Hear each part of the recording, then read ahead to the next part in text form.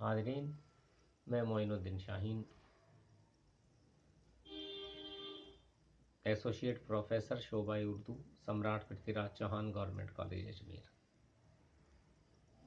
ہم نے پچھلی 2 نشستوں میں ماسٹر رام چندر کی سوانح شخصیت اور ان کی علمی ادبی خدمات کا جائزہ لیا تھا۔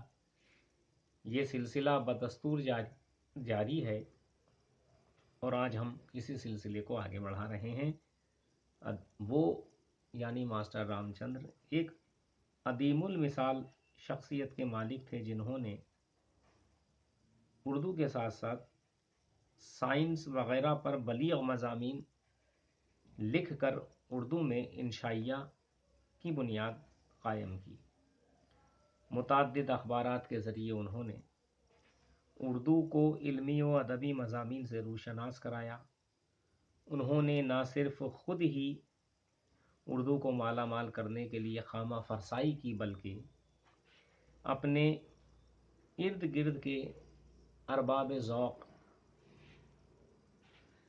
کا ایسا حلقہ بنا لیا تھا جو اردو کے ممتاز معمار سمجھے جاتے ہیں، جن میں محمد حسین آزاد، نذیر احمد، ذکا اللہ وغیرہ سب ان کی شاگردی سے فیض یاب تھے۔ اگر ماسٹر رام چندر نے علمی مذاق سے ان بزرگوں کی ذہنی تربیت نہ کی ہوتی تو اردو نثر آنے والے دور کے مطالبات کو اتنی خوبی سے پورا نہیں کر سکتی تھی۔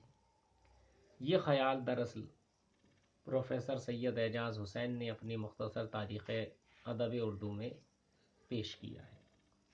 ماسٹر رام چندر کی تحریریں زیادہ تر سائنس اور ریاضی سے متعلق ہیں، اس لیے ان کی عبارت میں ادبیت کی کمی اور بیان جوش سے خالی ہے، لیکن دلیل و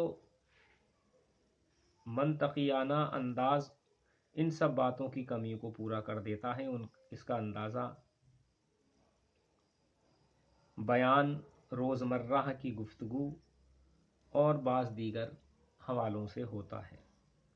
زبان بڑی سادہ ہے۔ انہوں نے اپنی طرز نگارش اردو میں یعنی اردو نثر میں فکر انگیز موضوعات پر قلم اٹھایا، جو آگے چل کر سر سید احمد خان جیسی بڑی شخصیت کے بھی دلیل راہ ثابت ہوئے۔ ان کی قابل قدر تصانیف میں سے بعض کا نام یہ ہیں: عجائبات روزگار، تذکرۃ الکاملین، بھوت، سنہنگ، اصول جبر و مقالہ، رسالہ تحریف قرآن فن وغیرہ وغیرہ۔ اب ان موضوعات کو آپ دیکھ رہے ہیں، ان موضوعات کی اہمیت کو بھی آپ ملاحظہ فرما رہے ہیں۔ اردو نثر میں انہوں نے جو کام کیا وہ عام روش یا عام طرز سے ہٹ کے کیا، جس میں انفرادیت بھی ہے اور یگانہ پن بھی ہے۔ وہ دوسروں سے بالکل منفرد بھی ہیں اور دوسروں کے ساتھ بھی ہیں۔ انفرادی اس لیے کہ ان کا ذریعہ اظہار اردو ضرور تھا، لیکن موضوعات ادب کے بجائے سائنس، ٹیکنالوجی، ریاضی، مذہب اور بعض دیگر قسم کے ہوا کرتے تھے۔ اس لیے رام چندر کو آپ ایک ادیب کی حیثیت سے مت دیکھیے، لیکن جب یہ تحریریں سامنے آتی ہیں تو ہم براہ راست نہ صحیح بالواسطہ طور پر ان کو ادیبوں کی فہرست میں دیکھتے ہیں۔ یہ بات سر سید کے ساتھ بھی تھی۔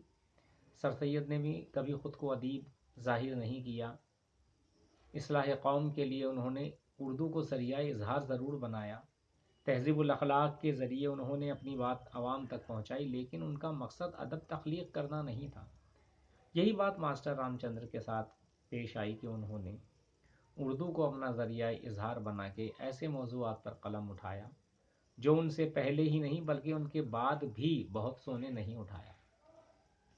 ان معنوں میں ہم کہہ سکتے ہیں کہ ماسٹر رام چندر انفرادی حیثیت کے حامل تھے، اور اردو کی ادبی تاریخ میں تو ان کا تذکرہ ہوتا ہی ہے، اس کے علاوہ ریاضی اور سائنس کے موضوعات پر بھی انہوں نے جو بزبان اردو اپنی خدمات انجام دیں، اس کی اہمیت افادیت ہر زمانے میں مسلم ہے۔